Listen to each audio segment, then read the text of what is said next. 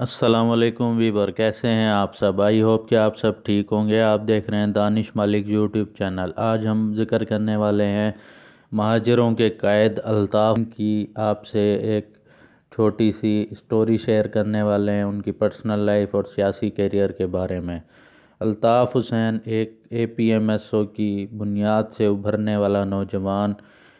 50 سے اپنے سیاسی کیریئر کا آغاز کرنے والا ایک نوجوان الطاف حسین اور الطاف بھائی کیسے بنا۔ الطاف حسین اسٹارٹ میں تو اپنی 50 کے اوپر کمپین کرتے تھے، اپنی پارٹی بنانے کے لیے بڑے پرزور اور پرجوش نظر آتے تھے، اور کراچی کے اندر بڑا انہوں نے اپنی پارٹی کو منوایا اور بہت کام کیے اور کر کے دکھایا۔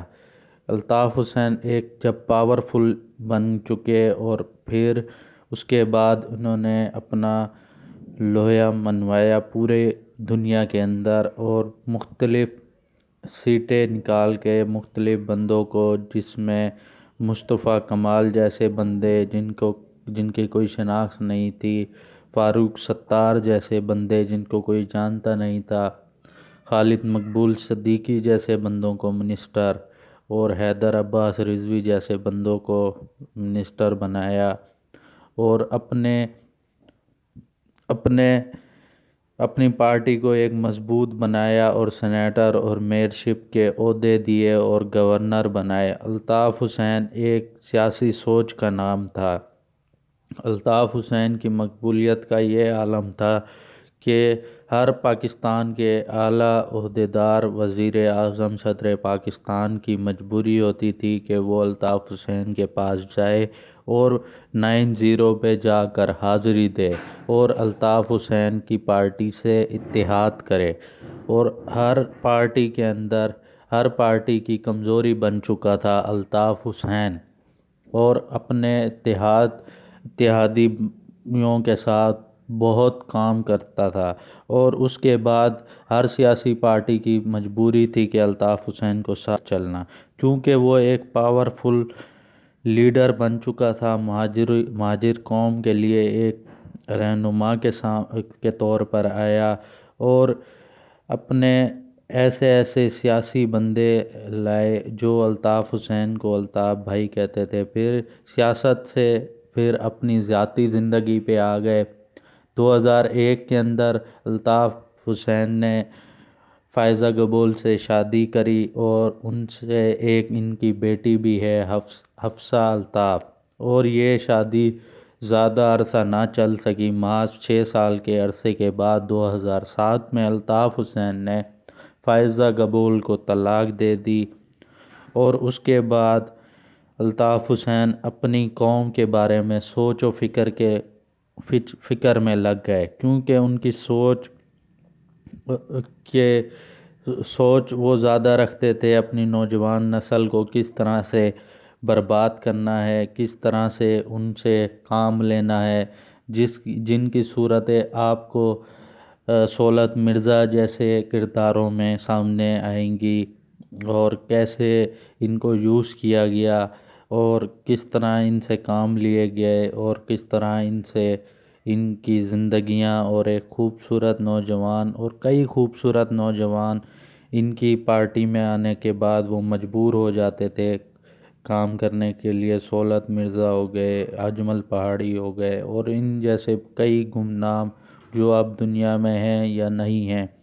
ان سے بڑے بڑے کام لیے اپنے مفاد کے لیے۔ کام لینے کے بعد وہ ٹیشو پیپر کی طرح استعمال کرنے کے بعد ان کو پھینک دیا جاتا تھا۔ پاکستان کے سانحوں میں ایک سب سے بڑا سانحہ 12 مئی،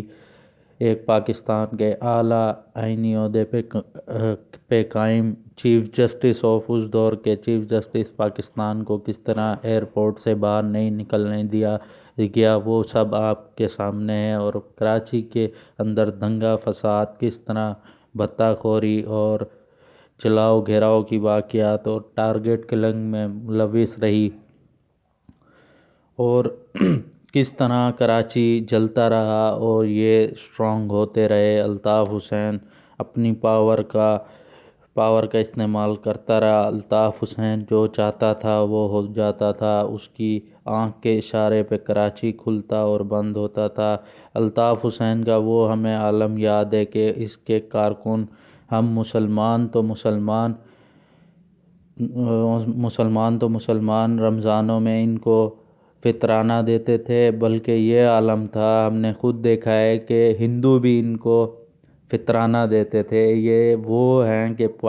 کراچی میں جتنے غیر مذہبی ہیں ان سے بھی یہ فطرانے کے زکوٰۃ کے پیسے بھتے کی مد میں لیتے تھے کہ الطاف بھائی کو جانا ہے اور یہ آپ کو دینا پڑے گا۔ یہ عالم تھا اس سیاسی جماعت کا،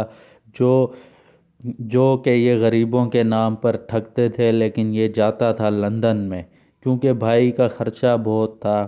بھائی کے خرچے، بھائی کے جو یہ کارکن تھے ان کے اخراجات بہت تھے۔ یہ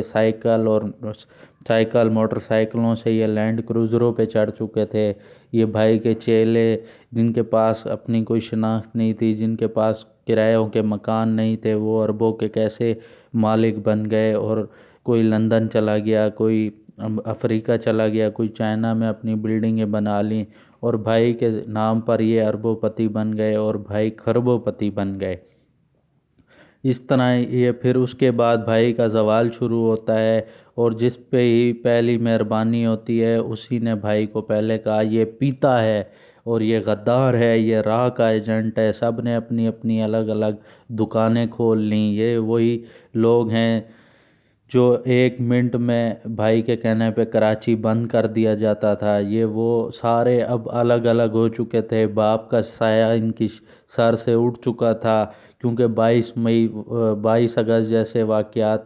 سامنے آ گئے تھے۔ اس کے بعد انہوں نے بہت کوشش کی لیکن ان کا منجن نہیں بکا۔ بالخصوص انہوں نے کہا کہ ہم تینوں جو الگ الگ دکانیں بنا کے بیٹھے ہیں، ہم چورن تو ایک ہی بیچ رہے ہیں، تو لہٰذا مہاجر قوم کو ایک ساتھ مل کے بیوقوف بناتے ہیں اور ان کو لالی پاپ دیتے ہیں۔ پھر یہ ناکام کوششوں میں جڑ گئے۔ یہ موصوف صاحب 5 سال میئرشپ میں رہے، اربوں روپے کما لیے، اور یہ موصوف صاحب پورٹ اینڈ شپنگ میں رہے، اربوں خربوں کمانے کے بعد پچھلے دنوں یہ انٹرویو دے رہے تھے کہ میں آزاد ہوں، میں لندن میں رہتا ہوں۔ بھائی جان، منسٹر بننے سے پہلے آپ ناظم آباد میں رہتے تھے، وہ دن آپ بھول گئے، اور ان سب یہ آج اربوں خربوں پتی بن گئے۔ اس موصوف کا یہ عالم تھا، یہ صرف اسٹرائک کی کالیں دینے کے لیے پریس کانفرنس کرتے تھے، اور ہر عروج کا زوال ہوتا ہے۔ زوال کا یہ عالم ہے کہ پچھلے دنوں ان کے گھر کے باہر سے ان سے چماٹ مار کے ان کا ڈبل کیبن ویگو ڈالا چھین لیا۔ خیر، آج کل ان کے قائد اللہ سے معافی مانگ رہے ہیں اور اپنے گناہوں کی توبہ کر رہے ہیں، اور کراچی کی عوام 22 اگست کو یوم نجات کے طور پہ مناتی ہے کہ ہماری ایک راہ کے جن سے جان چھوٹ گئی۔ ہمارا ولاگ کیسا لگا آپ نے کمنٹ میں ضرور بتانا ہے، اور